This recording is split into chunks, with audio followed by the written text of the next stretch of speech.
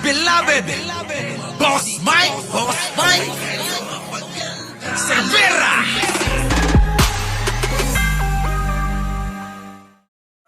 Eto na, pasok! Yung video ko kahapon kung saan ni-real talk natin itong si Moret Maharlika, inireport for harassment or bullying daw. Yeah.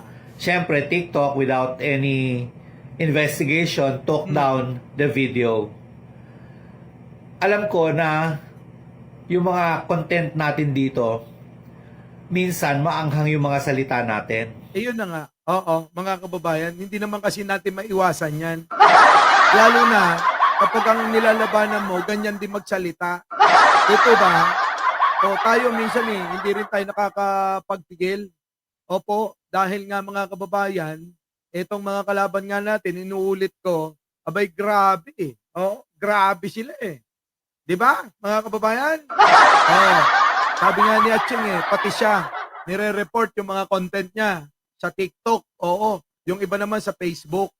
Kaya po mga kababayan, kapag nakita nyo naman at gusto nyo naman yung content, aba, huwag nyo na patagalin. Mag-like na kayo. Ganun lang ho yun. Di po ba? O sabi dito, sabi ni Daddy Rick Vlog, dati 450 plus. 45 na lang ba? Ewan ko pa kasi nga yan sa kaka-report.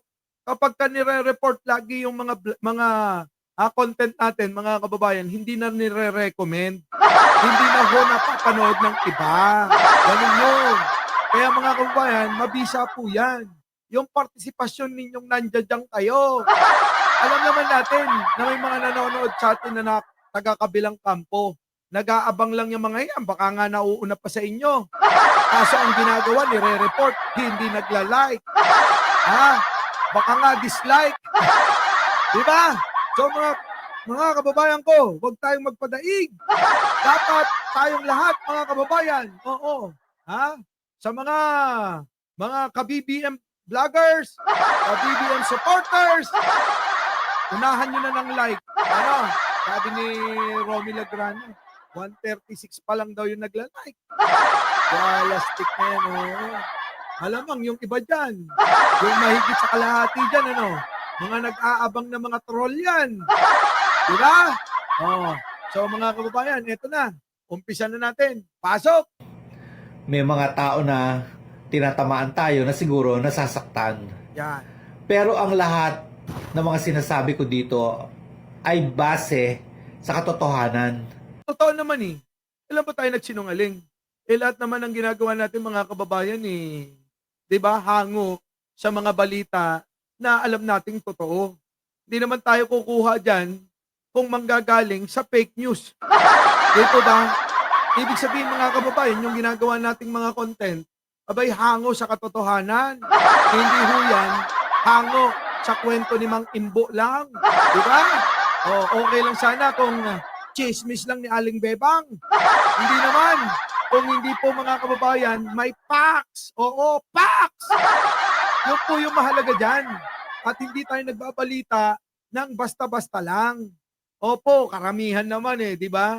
Karamihan ng mga BBM supporters, BBM vloggers, at BBM. Oo. At sa government, pro-government kayo. At sa mga gumagawa ng content, di ba? Doon lang tayo sa facts. Di ba? Ito na. Look at that image at my back. I make sure na sa lahat ng content ko, nakikita yan because it is my guide.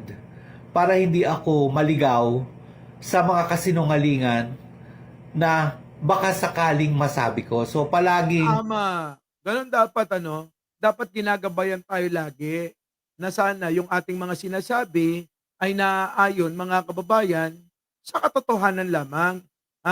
Ayan na nga, sabi nga ni Atcheng, saksi niya. Saksi niya yung mga imahe ng santo. Oo, si Mama Mary yata yun, at saka si Papa Jesus. So, ganun dapat, di po ba? Kaya wala lang dapat kayo dyan. Oy, magbayo-bayo na kayo. Oo, 259 pa lang daw yung nagla-like. Wala pa sa kalahati. Tara! katotohanan yung gusto kong gawin, katotohanan yung palagi kong sasabihin, Mm. at kung may nasasaktan man sa mga sinasabi ko, Ah. hindi ko na problema yan.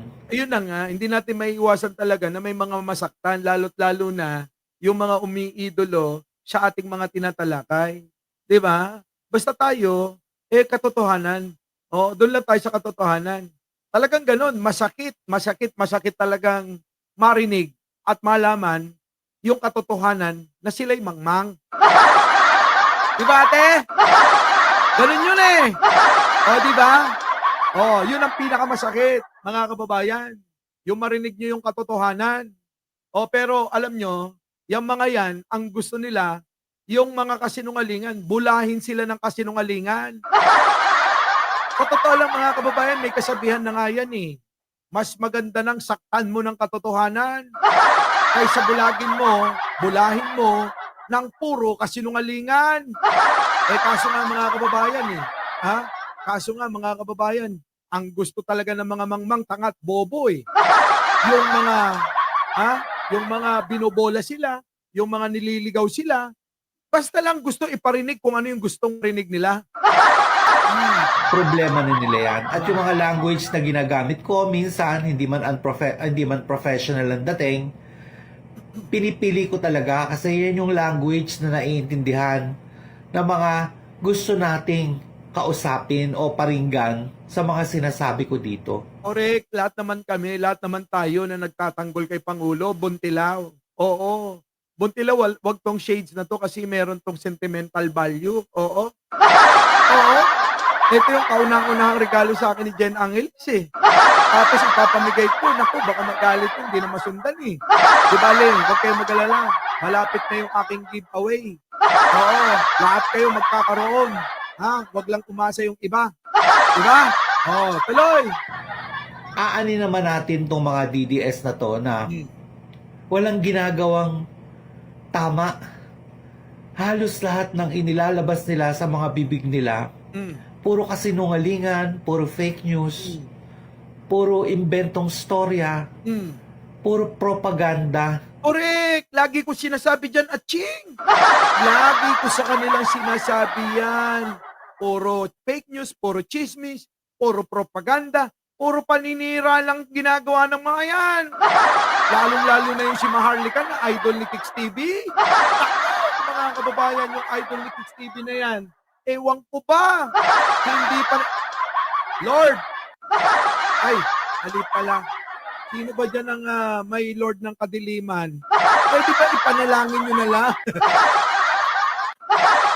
Kasi hindi ko pwedeng ipanalangin kay Lord yan. Kicks, baka naman pwede mong ipanalangin na yan. No, kunin na ni Taling yan. Mabawas-bawasan man lang ang balahura sa social media. Palastik napakabalahura. Oh, di ba? Yung umaway sa inyo, yung umaway kay Manalo. Putik na yan, ayun, nagsosorry, nagiinom na lang ng alak Di ba? Alam nyo, yung mga ganyan, mga pananaw sa buhay, sala sa init, sala sa lamig, minsan binabanata si Pangulong Bongbong Marcos. Ha? Minsan kinakampihan si Sarat na aawa daw Yung mga ganyan, walang mga prinsipyo. Oo, ha? Walang mga prinsipyo yan.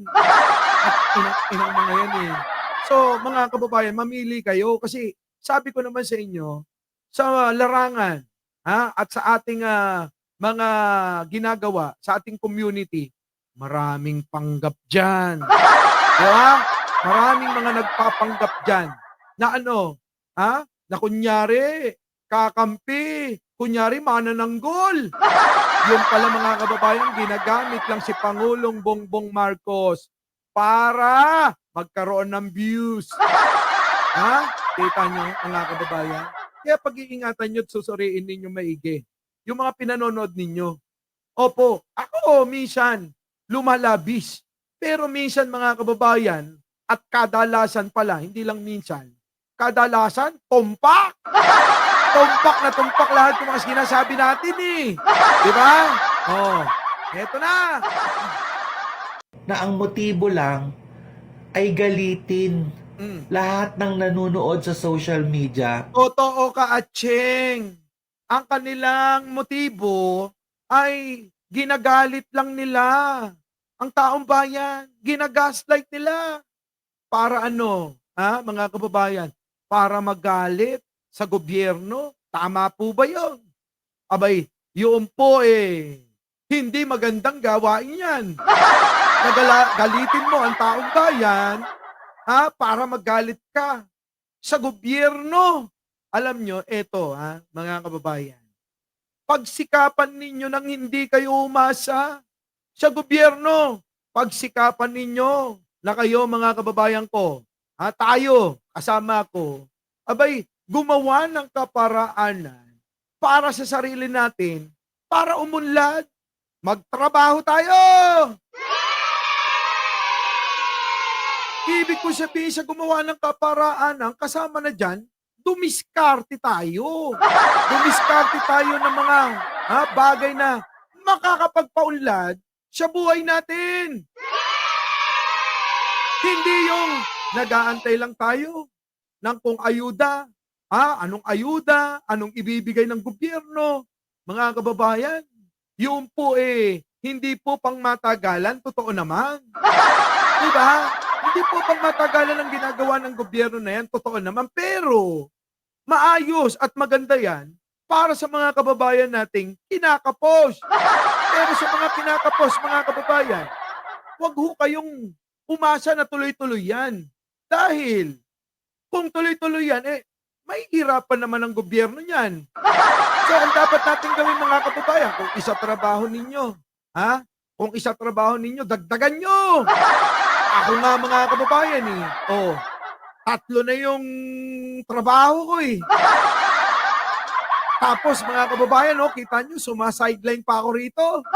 Nakaupo ako sa harapan ninyo. Nagpapaliwanag. Oo. Biruin ninyo, nagpapaliwanag na ako. Abay, nakakatulong na ako. Aba, kumikita pa ako. Biruin ninyo dahil lang sa pagbablog neto. Nakabili tayo ng jacket, pinamigay ko sa inyo. Napakinabangan na ng mga senior citizen natin dyan, na marami dyan. Na mga kababayan, hindi na sila lalamigin sa gabi dahil karamihan dyan, wala nang yumayakap Diba? Kaya ayan, di jacket na lang. Magkasya na yan. Nakatulong tayo. Sa mga iba nating gawain. Para sa ibang mga kababayan natin. Na hindi natin pinapakita rito. Na tumutulong tayo. Kita nyo? Nakakatulong tayo. Diba? Kita nyo yung pinapasahod sa akin ni Lolo IT? Aba, may sobra pa ako Oo, may sobra pa ako. Iniisip ko nga kung hahanap ba ako ng bagong kabit Diba? Yung sobra, bigay ko naman doon. Sa kabit. Kasi sobra-sobra na kay Jan Angeles Diba? Halos buwan-buwan na lang Naglalakwatsa nagre-request na naman. Abay, gusto na naman daw pumunta ng Vietnam. Walastik, hindi pa nga na isa sa katuparan yung pagpunta namin ng Hong Kong, Macau at China. Walastik, meron na namang request siya. Kita nyo? Yan yun mga kababayan. Ibig ko sabihin, hindi po to yabang at hindi po to kwentong kutsero. Gusto kong ipaliwanag sa inyo na sa pamamagitan ng kaparaanan na pagsisipag, hindi nag-aaksaya ng oras, ng panahon, abay, nagkakaroon tayo ng extra para magawa natin yung ibang mga bagay na hindi nagagawa ng iba. Ibig sabihin, mga kababayan, kita nyo, imbis na manahimik lang kami sa bahay, meron kaming extra para pampasyal. Ganun yun. Diba? Kasi, mga kababayan, gusto ni Jan Angeles mamasyal. Sabi ko, sige, yung ating kikitain kapag ka tayo nag-live, yung kita dyan pwede naman yung ibang bahagi, itulong mo sa kapwa. Yung ibang bahagi, isustento doon sa kabila. Di ba?